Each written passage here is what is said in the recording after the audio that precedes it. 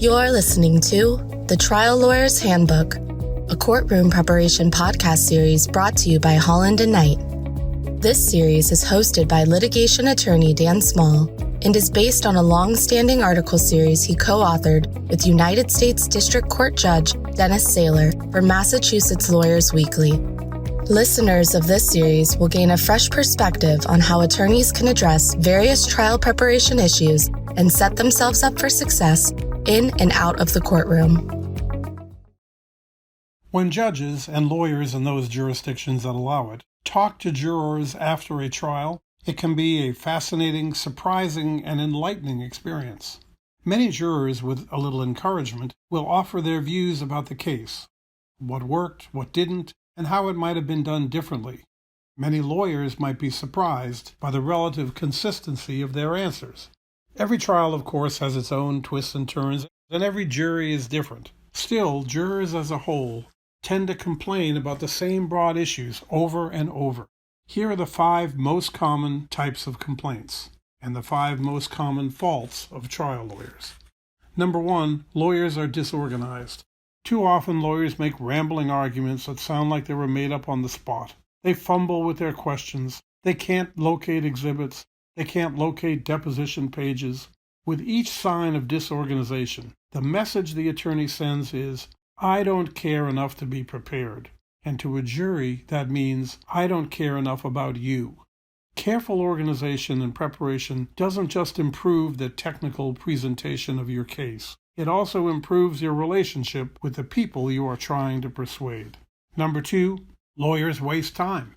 The time of jurors, like all people, is precious. Their attention spans are limited. If you waste their time, they won't like it, and they may well just stop listening. Too many lawyers don't take the trouble to simplify their presentation. They ask too many questions, they talk too much, they allow too many gaps and pauses in the process.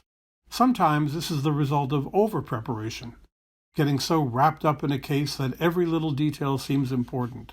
But when everything is important, nothing is important. Sometimes it's under-preparation, not taking the time to sort through the facts to determine which details are not important. Either way, the result can seriously undermine your case. Number 3, lawyers don't show the jury the evidence. By the time the case gets to trial, you've lived with the documents or other pieces of evidence for months or years. It's easy to forget that no one else has. Too often, lawyers get an exhibit admitted, sometimes with great effort, but then, in their moment of triumph, they leave the exhibit on the witness stand or counsel table without giving the jury the chance to see it. Make sure you give the jury a real opportunity to see or touch or hear and understand the evidence. That may take time. Attorneys frequently display documents on a screen, but they often use too many and flash them up and down too quickly. It looks more like a light show than a trial. If the jury doesn't have a chance to read and understand a document, it may as well not be in evidence at all. Number 4, lawyers confuse the jury. Attorneys are sometimes surprised by questions from a deliberating jury that show confusion over basic facts or issues. Generally, that's not the jury's fault.